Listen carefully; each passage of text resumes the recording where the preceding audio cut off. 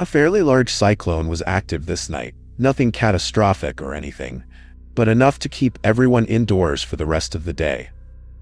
I'm one of those people who enjoy wet nights or even storms. Something about it just makes me feel cozy and relaxed. Whenever there was a night like this, I'd always spend it on the couch watching a movie and listening to the wind and rain. Luckily, I didn't have work the next day, and although it was already 7 p.m., I decided to make a hot cup of tea and stay up as late as I could to enjoy the cozy night. I sat down and turned on a movie. It was only 20 minutes into the movie when my phone started ringing. I picked it up and looked at the number but didn't recognize it. However, the area code was from this city, Silverwood. I answered just in case, always worried it might be something important or someone I knew, but just didn't have their number saved. Hello? No one said anything. Can I help you? Hello? Still no one spoke. Oddly, I could tell it wasn't a dead line though. I could hear background noise. It was messy. And after thinking about it for a couple of seconds, it kind of sounded like the storm or rain outside. So I knew someone was there, but they just weren't talking. Feeling weird, I hung up. I couldn't really think of any reason someone would call and say nothing. I figured it had to be a mistake or a scam of some kind, even though it wasn't the typical robot voice or whatever. I tossed my phone back on the end table and continued watching TV. I got pretty well into the movie, probably an hour through, when in just a matter of seconds, the storm outside got increasingly louder. Like, it really picked up. High winds, lightning, and heavy rain. Then the TV and lights flickered. They quickly turned off, then right back on, in a split second. I paused the movie and looked around, not sure what was happening. Then, not even 30 seconds later, the power went out. Suddenly, the entire house was silent, and the storm was twice as loud. Rain was flooding onto the roof and against the windows, and there was heavy, non-stop thunder for what felt like 5 whole minutes. The only light I had was a small oil lamp that I basically never used. Obviously, I had my phone too, but I didn't want to waste its battery, especially since I didn't know how long this would last for. I lit the lamp, then figured I'd just double-check the fuse box downstairs. I went down and saw the switch was loose.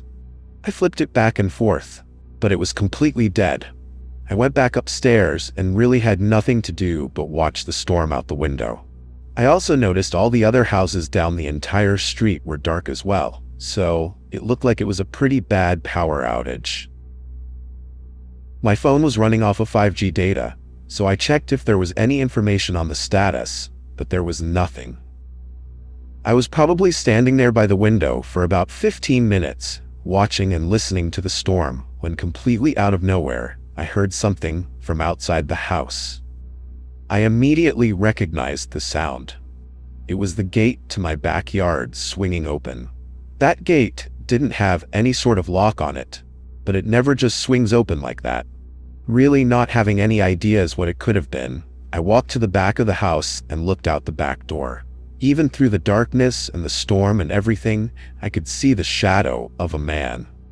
They had clearly just come from the side the gate was on, but he was just standing in the rain in the middle of the backyard. Because I could really only see his outline, he just looked like a dark figure.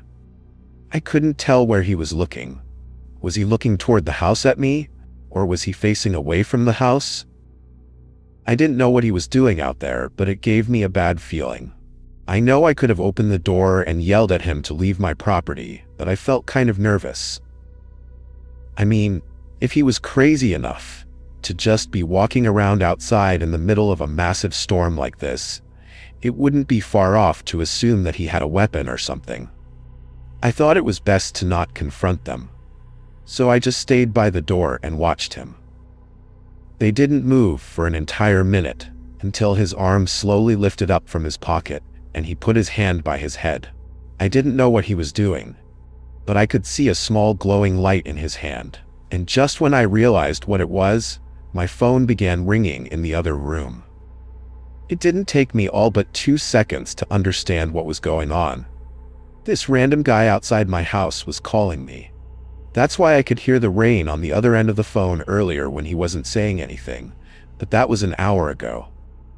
Had he been out in the storm, standing outside my home the whole time? Freaking out, I hurried into the living room and grabbed my phone, confirming it was the same number. Then, without answering it, I went back to the door. The man was gone. This freaked me out. Why didn't I just stay by the door and keep an eye on him? I felt stupid. I didn't like standing by the door though, knowing he might be somewhere out there watching me while I couldn't see him. I went back to the living room. I thought about calling the police, but I really didn't know what to say. Like, someone called me twice and was outside my home, but I had no proof it was the same person or that they were doing anything wrong aside from being in my backyard. Not too long later, my phone rang again. It made me jump even though I was half expecting it. That's how freaked out I was. I declined the call, and only seconds later, a loud knock came from the front door. They called again while continuing to knock on the door. These were heavy hits too, shaking the walls of the house. I turned my phone on silent, and embarrassingly, I kind of froze up and did nothing. I know how dumb that sounds, but I've never been in a situation like that before. And when you add in the storm and the power outage, it just made it all worse. I think it took 30 seconds, and for them to begin hitting the door even more aggressively before I finally snapped out of it and called the police. My hands were shaking as I held the phone. They said an officer was heading over right away, and they were about 4 minutes from me. I continued to inform them of what I knew, and the man didn't let off hitting the door. This went on for the entire time that I was waiting for the officer to arrive. Finally, the operator said that they were on my street. A few moments later, I heard someone yelling. I hurried up to the window and just caught sight of the officer chasing him. They ran off into the storm, and I couldn't see anything after that. I think I waited 2 minutes before the officer came back empty-handed. The guy was able to get away. I was actually impressed by how much the police department tried to help me though. They did a pretty thorough investigation and seemed to take it seriously, probably because they actually saw and chased the guy. But the only real lead was the phone number, and it ended up being a dead end. I tried coming up with anyone who would be out to get me like this, but I had no idea. The case kind of died out, and since then, I've never gotten any calls from that number or seen anything else. I don't remember exactly what year it was that this happened, but I've never really been able to shake the horror I felt that night. It's one of those things you assume would never happen to you or that only happens in the movies, but being that naive only makes it 100 times more terrifying if you are unfortunate enough to experience something similar. I was young at the time, being a high school freshman, kind of at that age where I was starting to feel like I was growing up a bit. You know, feeling more independent, I guess, which is silly to think about looking back. Anyway, it was summer, so most of my days were spent hanging out with my friends, either outside or gaming inside. This weekend was special though. My parents were taking a short road trip to a city 6 hours away to relive their anniversary or something like that. I didn't care too much about the details, because all I could think about was how excited I was to have the house to myself and invite my friends to sleep over with no rules to follow or anything. They left early Saturday morning, so when I woke up, they were already gone. I immediately texted my best friend Liam. The only issue was that his parents definitely wouldn't let him over if they knew that there were no adults in the house. But with a little bit of lying, Liam was allowed to come over. Now, he wasn't going to be at my place until later in the day, like 7 p.m. But being excited, I opened up the front windows so I could see when he got here later. However, when I did, I quickly noticed a man outside. The only reason I even cared was because he was strangely close to the house, like past the sidewalk and kind of near the garden shed. He had a very distinct look to him. Longish dark hair, patchy beard, and fairly tall and skinny. It made me feel uneasy, so I moved away from the window, not wanting to get spotted looking at him. A few minutes later, I quickly checked again, and he was gone. I didn't think it was anything worth mentioning. The rest of that day was chill. I was mostly in my room just playing on my PlayStation until 7 when Liam finally made it. We grabbed some snacks from the kitchen, then went upstairs and pretty much locked ourselves in my room and played video games for 5 hours straight. It was about 12:30 a.m., and of course we were still playing PlayStation when Liam left the room to go to the bathroom. Only 30 seconds later, though, he came back and asked if I heard that. I asked what, not having heard anything, but before Liam could answer, the whole house suddenly went dark. The TV, PlayStation, lights, everything just shut off. I couldn't even see Liam standing in the doorway 5 feet from me. I combed the floor with my hands, trying to feel around for my phone, picking it up and turning on the flashlight. Both me and Liam were quiet for a second. I think just confused why the power had shut off so suddenly. But also, I was listening for what sound Liam said he heard just a few moments before the blackout. Eventually, after hearing nothing and the power not coming back on, I asked again what he heard, but Liam said he wasn't really sure. Maybe like a thump or a footstep on the floor below us. With the power shutting off though, we assumed it was probably just something to do with that. But we still didn't know why it shut off. And being younger and alone in the house, it was still a little unsettling.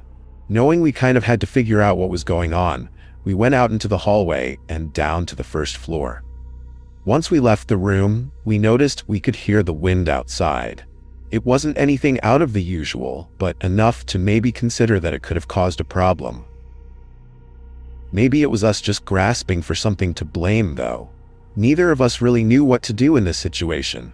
Like, I knew there was an electrical box in the utility room that could somehow test or turn the power back on, but I didn't know any specifics, and I was kind of nervous to try anything. Liam thought he might be able to figure it out, though, so I showed him to the basement. Oddly, the door was already open. Rarely does anyone go down there because it was unfinished, and nothing was there but some storage and random old unused stuff. However, with my parents going on a trip, I thought maybe they might have gone down to grab some travel bags or something. The basement door was kind of toward the back of the house, so I hadn't been over there that whole day. This just made the whole thing a bit more unsettling than it already was. We still had our phone flashlights on, so Liam led the way as we walked down the creaky wooden stairs and into the basement. It wasn't very big, kind of like a wide corridor with concrete walls and a few boxes and loose items stacked up along the wall. Obviously, it was extremely dark. Anything that wasn't directly in front of our flashlights was completely pitch black. We went over to the electrical box. The panel that covered it was already partially opened. Liam looked around at it, but I think now that he was down here, he was also just as nervous as I was about trying anything. The main larger switch was the only one that was flipped to the opposite side from all the rest, though. Of course, we didn't know what this meant, but after a bit of hesitation, he flipped it over. Immediately, there were a bunch of faint beeping sounds and random startup noises from all the appliances on the floor above us. The basement was still completely dark, though, as we never even tried turning the lights on before going down there. There was only a single sliver of light shining down the staircase from the first floor. We started walking back down the corridor to get to the stairs, but just before we got there, a sudden shuffling sound came from the other side of the basement. Both of us stopped moving, and I shined my light in that direction. In the dark, someone was standing there. I could see their shape outlined in the light, and I immediately recognized their tall, skinny appearance and long dark hair. He was standing sort of behind some boxes which cast a shadow over his face, so I couldn't tell if we were making eye contact or not, or if he was sure that we saw him. I turned and booked it up the stairs. Liam followed close behind. I slammed the door behind us, and we just ran right out the front door. Both of us were understandably freaking out. We ran across the street, and I started a call with 911. It was pretty clear, as we stood there and all the other houses' lights were on, that the man in the basement had shut off the power. While on the phone getting updates from the operator, we saw a figure move past one of the downstairs windows. Then 15 seconds later, they moved past an upstairs window. I think it was the one to my parents' room that they were walking around in. But for the next couple of minutes, we saw nothing else before police arrived. They went in, and nobody was there. He'd already left out one of the back windows. Of course, my parents were called, and there were a ton of questions, but ultimately nothing came of it. There's so many horrifying things to think about when it comes to what happened that night, or could have happened. Like how long that man had been watching the house for, or watching my family for. What exactly was he trying to do by breaking in and shutting off the power, then staying hidden in the basement? Thankfully, my parents were smart enough to move us out of that house soon after. Hopefully, we never have any more encounters with that man again. Every couple of months, I visit my off-grid cabin in the wilderness of coastal British Columbia. It's very isolated, which was perfect, and the whole reason I bought the place. It's great for short vacations to get away from everyone and just enjoy my time alone in the evergreen forests. This was during early autumn. I had a 5-day weekend off from work and chose to drive 4 hours north to my cabin, kind of on a whim. Since I didn't prepare much for it, the drive was a little bit exhausting as I hadn't gotten any extra sleep beforehand. I got to the cabin at about 6 p.m. The long, isolated dirt road through the forest that led to the cabin was a little hard to navigate with the sun down, but when I got to the front, I parked and unloaded my bag, quickly tossing it inside, then going around back to start up the generator. This whole cabin ran off of a gas generator, so the lights, outlets, and even the electric stovetop were powered by one small generator. I never used much power anyway, so it was always enough for me. I filled up the gas, cranked it up, and went inside, starting the propane heater and warming up. Up here in coastal British Columbia, it gets pretty chilly in the fall. I think at night, where my cabin was, it often dipped below 5 degrees Celsius throughout the fall season. Winters are harsh, so I don't even try going to the cabin. Anyway, I only stayed up for an hour or so before going to bed. The next day, I spent cleaning, mostly dusting everything off and resealing some of the cracks in the cabin walls. Randomly in the middle of the day, though, I noticed an old truck coming down the dirt trail to the cabin. I could see them driving between the trees, but once they got closer, they stopped. They sat there for maybe 5 minutes, then turned around and left. I really didn't think too much about it, assuming they'd somehow made the wrong turn and likely had a cabin of their own somewhere nearby. At night, I think around 11 p.m., I felt like enjoying a bit of nature and started up a campfire on the front porch. This would give the propane heater more time to heat up the cabin as well before I'd go to bed. I grabbed some old fire starters I'd left behind from months ago and headed to the porch. I had this little fire pit out there, so I tossed a couple logs in it and lit it up. It was always so nice the first couple of nights being at the cabin and just listening to the forest and calm, quiet nature sounds. However, I was only sitting outside for maybe 5 to 10 minutes before the outdoor porch light all of a sudden turned off. I looked back, seeing all the lights in the cabin were off as well. There was only the dim orange glow coming from the propane heater. It was then I realized the noisy generator wasn't being, well, noisy. It wasn't running anymore. Annoyed, I got up and walked around back. Sure enough, it was off. I cranked it a few times trying to get it back on, but after 10 good tries at it, I gave up and kicked it out of frustration. I thought it was just an old generator doing what old generators do best, which is to break down and not work properly. But after coming to my senses and checking the gas, it was empty. What the hell? I had just filled it up with a whole canister when I got to the cabin last night. There was almost no chance it ran through it that quickly. I checked around the grass for any signs of a leak or something, but there wasn't. I was really confused. I honestly didn't know how it was possible, but I didn't have any extra. So I was going to be without power until at least tomorrow morning when I could drive into town and get more fuel. Despite the inconvenience, I knew it really wasn't too big of a deal. I had the propane heater to heat the place and was going to bed soon anyway, so I didn't really need any lights or anything. I went back to the porch and sat down, trying to get calm and relaxed again to at least enjoy the rest of my night. But it only took me a few seconds to notice something out in the woods. A person, or at least something that resembled a person, sort of among all the trees off to the right of the dirt trail. I leaned forward trying to get a better look, but whatever I was seeing was so dark and still that I was unsure if it was a person or just a weird-looking shape like a bush or something. After a few minutes, I kind of gave up on staring at it since it wasn't moving at all and went back to just resting and listening to the quiet night. But when I happened to glance back at the forest a minute later, I couldn't find it. I looked around for several more minutes, thinking I must have just lost track of exactly where it was, but still couldn't see it anywhere. Not going to lie, that kind of put me on edge. I wouldn't consider myself a paranoid person, but that might have been one of the most unnerving things I'd experienced in a while. Obviously, if it was just a bush or whatever, it should still be right where I last saw it. It gave me goosebumps thinking about it. I didn't take my eyes off the forest for the next 30 minutes. The quiet ambiance that filled the forest around the cabin now felt eerie. I sensed that I wasn't alone or that I was being watched. That combined with the generator cutting out, something wasn't right.